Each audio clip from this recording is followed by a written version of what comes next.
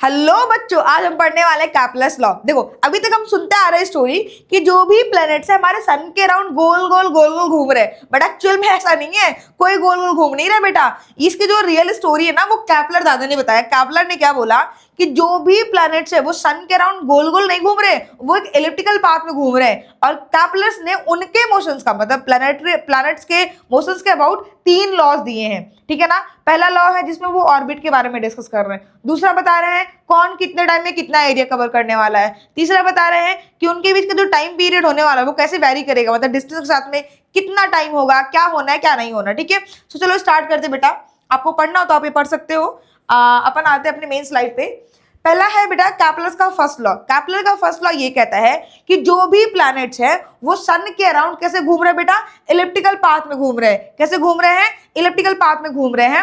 और आपने अगर सुना होगा तो इलिप्ट में 2, जैसे हमारा सर्कल होता है गोल, बीच में सेंटर, वैसे इलिप्स में ना 2 फोकस होते हैं, हम उनको फोकी बोल देते हैं। तो वैसे बेटा जो हमारा सन है वो एक फोकी पे है।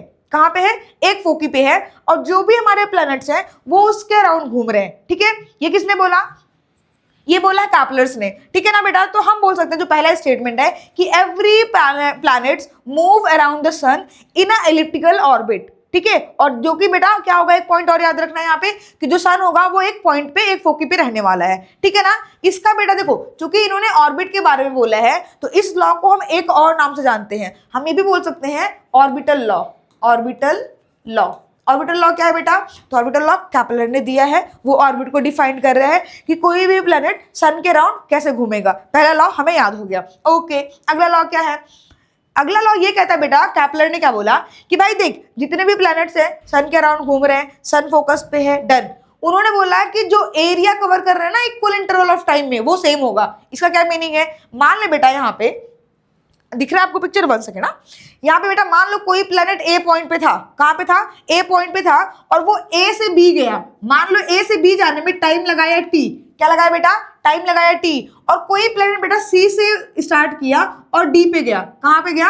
सी से डी पे गया। तो मान लो बेटा यहाँ पे भी अगर टाइम हमारा टी लग रहा है, बन सके ना, स्लाइड चेंज हो गई भाई, समझा। हाँ, मान ले ए से बी गया, टाइम लगाया टी। और कोई प्लैनेट बेटा सी से कहाँ गया? डी पे गया, वहां भी टाइम लगाया मान लो टी, मतलब सेम टाइम है।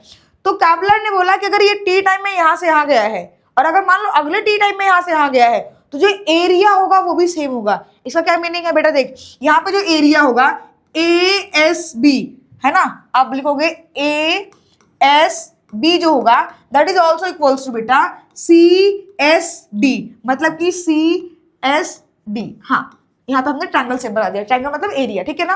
तो उन्होंने क्या बोला कि जो भी लाइन ज्वाइनिंग है सन को और प्लेनेट को लेके, यहाँ पे मान लो प्लेनेट है, यहाँ पे सन है, तो जो भी लाइन ज्वाइनिंग है इनके बीच में बेटा वो इक्वल इंटरवल ऑफ टाइम में इक्वल एरिया कवर करेगा, ठीक है ना। तो इसको स्टेटमेंट में क्या बोलेंगे हम कि the line joining the planets and the sun, क्या बोलेंगे? The line joining the planet and the sun sweep equal area in equal interval of time. Sweep का मतलब चलना, ट्रैवल करना बेसिकली, है ना। सो हम बोल सकते हैं कि इक्वल एरिया में इक्वल टाइम में इक्वल एरिया कवर करेगा। मैथमेटिकल फॉर्म में बेटा हम लिख सकते हैं कि जो dA/dt होगा that is equals to constant. क्या होगा बेटा? dA/dt क्या होगा? कांस्टेंट होगा। ये उसका मैथमेटिकल फॉर्म है। क्लियर है क्या बेटा? और यहाँ पे आप एक पॉइंटर मैंने लिखा है कि जो स्ट्रेट लाइन है बेटा वो ए से, जैसे मान लो यहाँ से ये आपका सन था, यहाँ पे प्लेनेट था, तो यहाँ पे स्टार्टिंग हुई थी। सेम थी बेटा, यहाँ पे प्लेनेट है, यहाँ पे सन है, यहाँ से स्टार्टिंग हुई थी। तो जो भी स्ट्रेट लाइन ज्वाइनिंग है ना, वही लिख रखा है आगे कि वो इक्वल एरिया इक्वल टाइम में ट्रैवल करने वाला है, ठीक है ना। आपको 2 पॉइंटर याद रखना है। पहला तो ये कि इक्वल एरिया में इक्वल टाइम में इक्वल एरिया कवर करने वाला है। दूसरा क्या बेटा कि जो dA/dt होता है ये कांस्टेंट होता है। कभी कभी क्या होगा ना कि आपको ऑब्जेक्टिव क्वेश्चन में लिख के आएगा कि which of the following represent the कैपलर second law, है ना, और कुछ ऐसा लिख देगा dA/dt। इसका मतलब क्या है कि जो एरिया का रेट है ना बेटा वो कांस्टेंट होने वाली है, ठीक है ना। ओके यार, तुम्हें एक चीज बताती हूँ, तुमने ऐसा पहले पढ़ रखा है dR/dt वेलोसिटी देता है, dV/dt एक्सेलरेशन देता है, वैसे ही dA/dt क्या होता है? कांस्टेंट होता है, राइट। अगले पॉइंट्स पे आते हैं। ये रहे बेटा कैपलर्स के सेकेंड लॉ के कुछ इंपॉर्टेंट पॉइंट। क्या पॉइंट है कि बेटा देख, जब प्लेनेट मान ले हमारा P1 पॉइंट पे था, यहां से यहां आया, देख रहा इतना एरिया कवर कर लिया है, मतलब इतना भागना पड़ा रहा होगा, है ना। और जब ये यहाँ था तो यहाँ से यहाँ जाने में मतलब कुछ एरिया दिखने में कम लग रहा है, बट एक्चुअल में क्या है, इक्वल इंटरवल में इक्वल टाइम, इक्वल इंटरवल में इक्वल एरिया कवर करा, ये तो कंफर्म है। बट देखो देखने में उसकी स्पीड बदल गई होगी, यहाँ पे स्पीड कुछ और रही होगी, यहाँ पे स्पीड कुछ और रही होगी। तो ये हमने लिखा है बेटा कि जो प्लैनेट्स है वो मूव करेंगे फास्टर नियर द सन, जब सन के नजदीक होंगे ना तो फास्टर मूव करेंगे, स्लोअर हो जाएंगे कब, जब दूर जाएंगे। मतलब एक प्लेनेट सन यहाँ पे है, यहाँ से यहाँ आने फटक से आने वाला है, लेकिन जो प्लेनेट यहाँ से यहाँ होगा ना वो धीरे धीरे चल रहा होगा। तो ये पॉइंटर्स भी याद रखना है आपको, ठीक है। दूसरा क्या है बेटा कि ये लॉ ये भी एक्सप्लेन करता है, क्योंकि यहाँ पे स्पीड कहीं ज्यादा कहीं कम है, तो हम बोल सकते हैं ये नॉन यूनिफॉर्म स्पीड में मूव करता है। जो भी प्लेनेट है वो सन के अराउंड नॉन यूनिफॉर्म स्पीड से मूव करेगा, ठीक है। और एक इंपॉर्टेंट पॉइंट क्या है बेटा कि जैसे आपने D by D T equals to constant बोला ना, वैसे ही हम क्या करते हैं उसको मैथमेटिकल जब सॉल्व करते हैं ना, तो एक हमारा क्या एक वैल्यू आता है कि जो एंगुलर मोमेंटम होगा, एंगुलर मोमेंटम क्या होता है, मोमेंटम होता है, वैसे एंगुलर मोमेंटम एक टर्म है, रोटेशन में हम पढ़ रहे होते हैं, बस इतना याद रखो आप कि जो एंगुलर मोमेंटम होगा, ठीक है ना, वो हमेशा कंजर्व होगा। आपको क्वेश्चन क्या बोलेगा, in which law of the Kepler's angular momentum conserve, ये बोल देगा कि कैपलस के सेकेंड लॉ में क्या कंजर्व होता है, एनर्जी, मास, मोमेंटम, है ना। तो आपको ध्यान रखना बेटा कि कैपलस के सेकेंड लॉ में एंगुलर मोमेंटम कंजर्व होता है, ठीक है। कैपलस के सेकंड लॉ में 3 पॉइंट याद रखो। पहला इक्वल टाइम इंटरवल में इक्वल एरिया, दूसरा DA by D T constant होता है, तीसरा कि एंगुलर मोमेंटम जो होगा बेटा वो क्या होगा हमारा कंजर्व रहेगा, कांस्टेंट रहेगा, बदलेगा नहीं। थर्ड लॉ क्या है मैडम, फटाक से बता दो, खत्म कर दो बेटा। देख थर्ड लॉ क्या कहता है कि जो भी प्लैनेट्स है सन के अराउंड घूम रहे थे, अगर मान लो उनका मेन डिस्टेंस लूं, मतलब सन से और प्लैनेट के बीच का मेन डिस्टेंस लूं, तो जो डिस्टेंस आने वाला, जो मेन डिस्टेंस है, जो टाइम पीरियड है, उनमें एक रिलेशन है।